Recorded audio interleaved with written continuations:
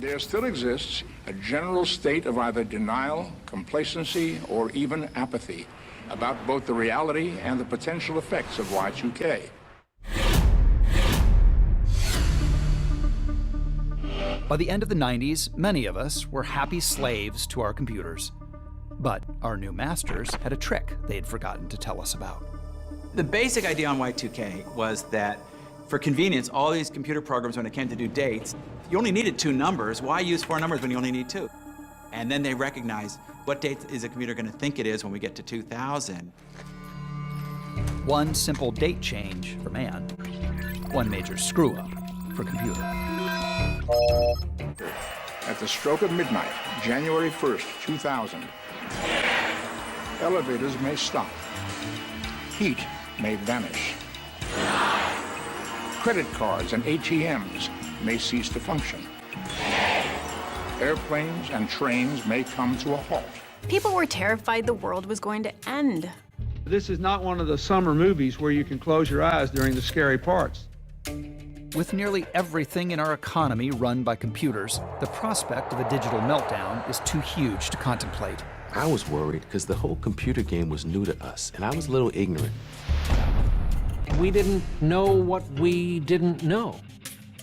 And many thought what we didn't know was going to hurt us. I've got a revolver right now, but I wanted something more. That was a Dragon's Breath shell. It can shoot a 4,000-degree flame 300 feet. It's also the most popular ammunition among Y2K customers at KGS Guns and Ammo. There was a fear. Everything's in the internet, everything's in computers, and we're gonna lose it all. And Jesus is coming back. With pre-millennium tensions growing, the president appoints a crisis management expert to prevent a Y2K meltdown. 8 to 10% of the population were fairly confident that this was going to be an apocalypse. The president called me one night and said, here's an office and an assistant, and don't let the world stop. Take 2. Take 2 and 2, 1. This is as close as we can get to the base of the World Trade Center. You can see the firemen assembled here, the police officers, FBI agents, and you can see the 2 towers. A huge explosion now, raining debris on all of us. We better get out of the way!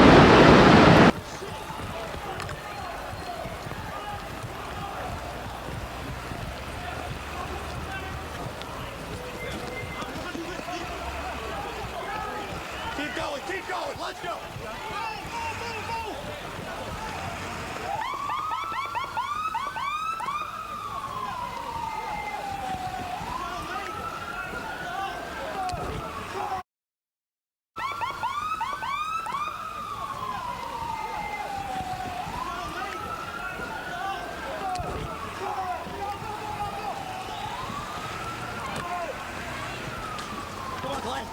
Come on, Glenn, you can do it, Glenn.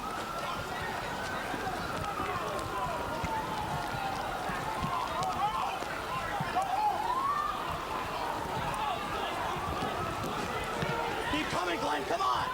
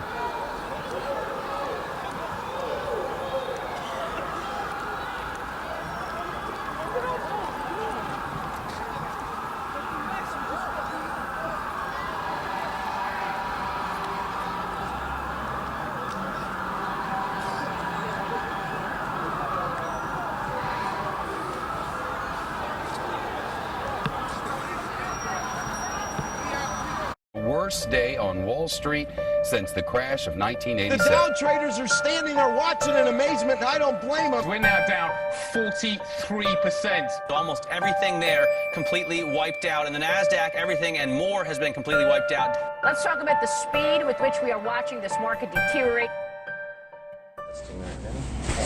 Can I get you to speak a little to Aaron? Yeah, 1 billion, 2 billion, 3 billion. You can imagine the American economy is an economic train moving down a track that has no ending.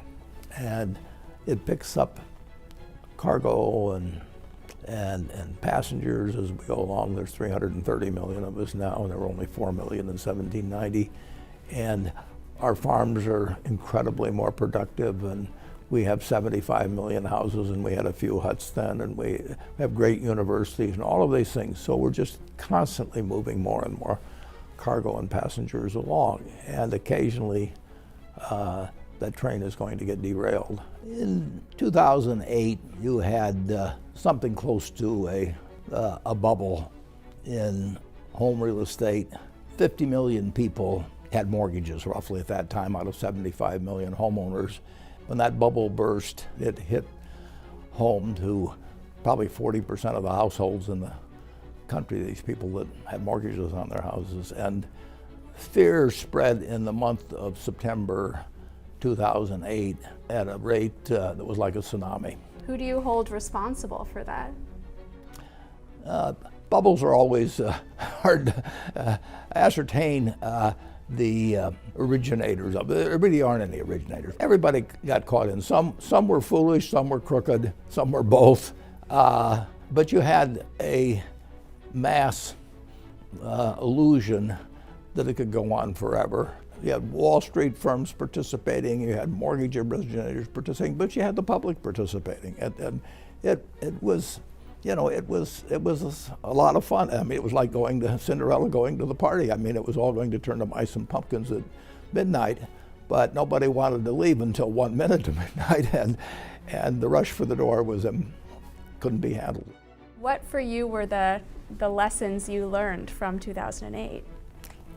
I didn't really learn any new lessons in 2008 or 9. I had emphasized to me some of the things that I'd always believed, that you do need somebody who can say, we'll do whatever it takes. The U.S. government had to do the right things, not perfect things, but generally the right things, starting in September, and they did a fantastic job, actually, of getting the train back on the tracks. There was still damage for a long period thereafter, but it was really important to have fast action at that time. And we were very fortunate we had the leaders. We did.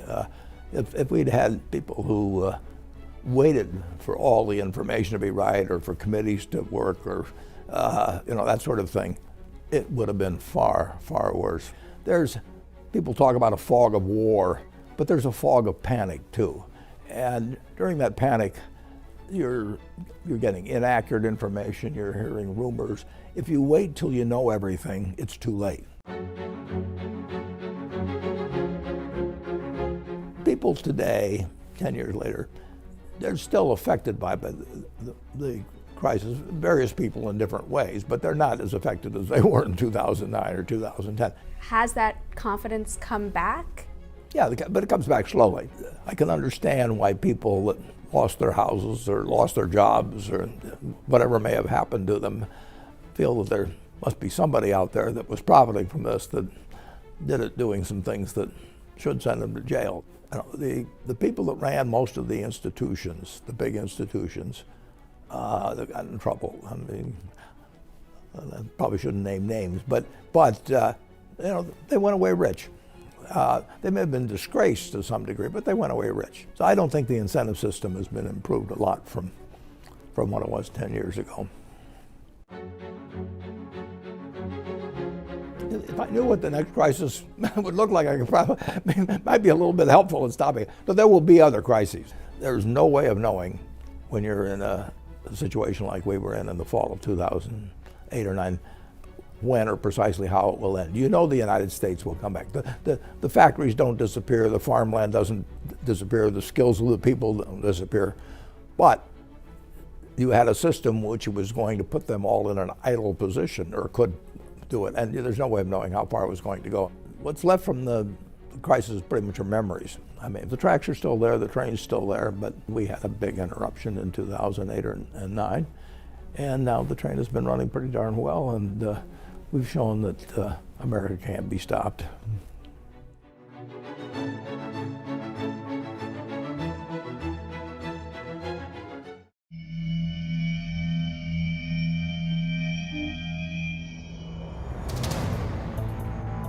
The Maya created the most elaborate calendar system of any culture in the world. They had a solar calendar. Then they made lunar calendars. They made calendars for Venus. They made a 9-day cycle that we don't really understand yet. And the Mayas used a very complicated system of calendars. They used some 20 calendars altogether. There were 3 primary calendars that were critically important to them. That would be the long count calendar, which kept up with the number of years in a particular period of time. There was the Zolkin, which was a spiritual calendar. It consisted of a 260-day year. And this calendar was used to plan ceremonies and to pay honor and tribute to particular deities or gods. The third most important calendar to the Maya was the Hayab, and the Hayab told them when they should plant crops, when they should harvest. The long count calendar is something different than any other ancient culture's calendar. It really is not a solar calendar. It can't be compared to the Gregorian calendar. The Gregorian calendar is a lunisolar calendar that's 365 days and a leap year. The long counts year is only 360 days, so it's 5 days off the sun. It also doesn't really seem to have anything to do with other planets. Why did they create it? And in fact, when we look at the Mayan calendar, according to them, this current age, the 5th age of the Maya, began in the month of August in the year 3114 BC. So how could they look that far back and say this is where it all began? How did the Maya know this if they didn't exist at that time? We actually have an answer, and that is, according to the Chilambalam books, that is when the road to the stars descended from the sky, and the 9 and the 13 gods descended from the heavens to teach the Maya about various cultural disciplines, such as mathematics, such as astronomy, agriculture. So when ancient texts speak about gods descending from the sky and teaching mankind, one has to wonder if this actually happened or if it was just fantasy made up by our ancestors.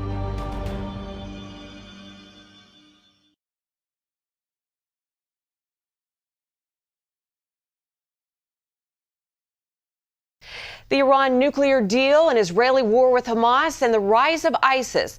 All of these world-altering events have taken place since Passover of last year. That's when the first in a series of 4 blood moons appeared in the sky. We're now approaching the last of these blood moons. And as Eric Stakelbeck reports, some believe it could be a signal that God is getting ready to move on the world stage. It's called a tetrad, 4 total lunar eclipses appearing in close succession just a few months apart and turning the moon into an eerie blood red color. These tetrads have been a rare occurrence throughout history, yet we are now in the midst of one. It began in April 2014 on the Jewish holiday of Passover, when the first blood moon appeared. Soon we'll see the final blood moon on September 28th during the Jewish Feast of Tabernacles. The final blood moon comes as a nuclear deal with the Iranian regime is being finalized, a deal that could lead to a Middle East war. The day America turns its back on Israel will be the day God turns his back on America. And the day we validate this Iran nuclear deal as signed, sealed, and delivered will be the day we stick our finger in the eye of God. Pastor John Hagee is author of the best-selling book 4 Blood Moons and appears in a recent film of the same name. Hagee believes the current tetrad of blood moons is a sign from God to the world that something major is about to happen involving Israel, with Iran's drive towards a nuclear weapon being a possible trigger. President Obama says this Iran deal is going to prevent war. Seems like it may be doing the opposite. Do you think we're heading towards another big Middle East war potentially? What the United States of America has done in the Iran agreement is to guarantee war. Iran has been saying for years, we're going to wipe Israel off the map. They had the will to do it. Now that the Obama administration has paved the way for them to get a nuclear weapon, they've given Iran the power to do it. Hagee notes that the 3 previous tetrads of blood moons, all falling on Jewish feast days, have coincided with major events for Israel and the Jewish people. In 1492, the Jews were expelled from Spain, and Columbus discovered America, which would become a safe haven for the Jewish people. In 1948, Israel was reborn as a nation, and in 1967, Israel recaptured Jerusalem during the Six-Day War. Blood moons are mentioned in Scripture, including in the book of Joel, the book of Revelation, and the book of Acts. The prophet Joel writes the words, "And I, the Lord, will cause the sun not to give its light," that's a solar eclipse, "and the moon shall turn to blood before the great and notable day of the Lord." Genesis 1:14 said God is using the sun, moon, and stars to send signals to mankind. God used the stars to cause the Magi to find Jesus Christ. Joshua, when they were in the battle of the 5 kings, commanded the sun and the moon to stand still for almost a day. Hagee believes the current tetrad of blood moons, coming during Jewish feasts while Israel's enemies are on the march, is no coincidence. The evidence is very clear scripturally that God controls the sun, the moon, and the stars, that God is sending us a signal through the sun, the moon, and the stars. The question is, are we listening? From Cornerstone Church in San Antonio, Eric Stackelbeck, CBN News. And Gordon, the 4th blood moon will be on September 28th. That's quickly approaching. What are your thoughts on this? My thought is we need to pay attention to the calendar of the festivals. And the current festival we're in, this is the Days of Awe, Rosh Hashanah, leading up to Yom Kippur, the Day of Atonement. And in that, the Jewish people, and I would say all believers everywhere need to follow this.